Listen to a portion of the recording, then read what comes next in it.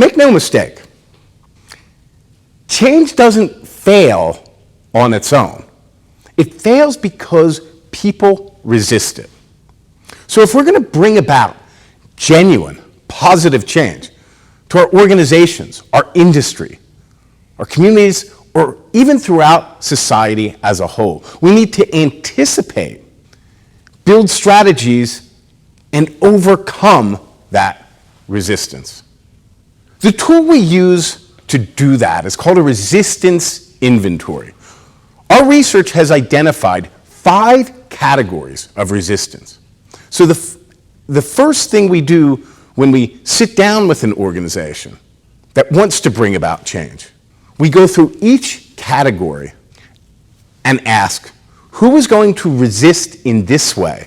What form is that resistance going to take?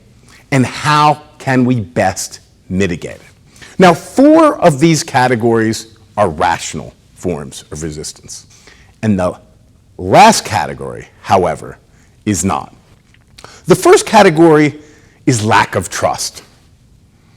Unless you can build trust, it's going to be really, really hard for people to accept change. You know, wherever I go in the world, everybody's excited about change, but thinks other people aren't.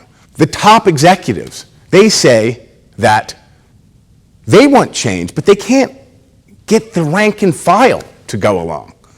And then the middle managers, they say that they want change, but they can't get the big bosses to go along with it. The truth is, everybody likes their own changes. It's other people's changes, the ones they feel that are imposed on them, that they don't like. So that's the first type of resistance we want to focus on. Lack of trust, and build strategies to build that trust. The second category is change fatigue. Typically in an organization, 2/3 of employees are going to have some form of change fatigue.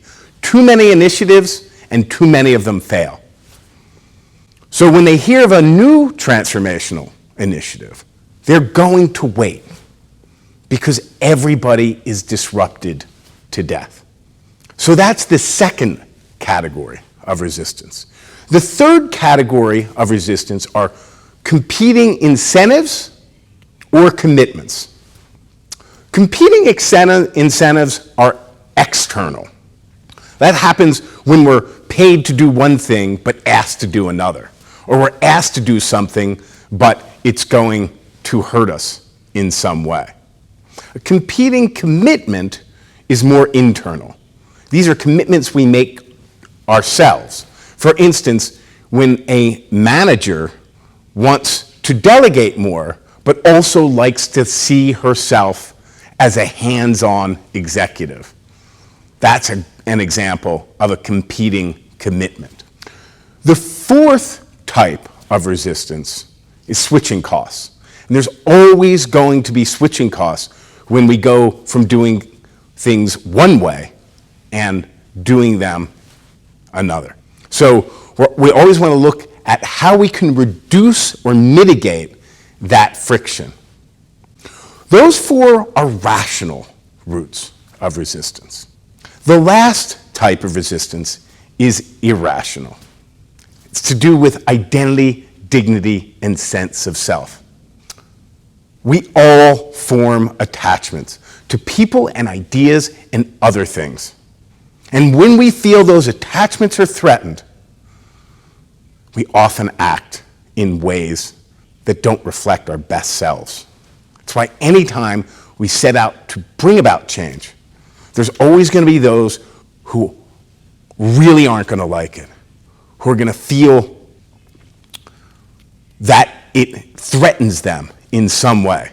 And they're going to work to undermine what we are trying to achieve in ways that are dishonest and underhanded and deceptive.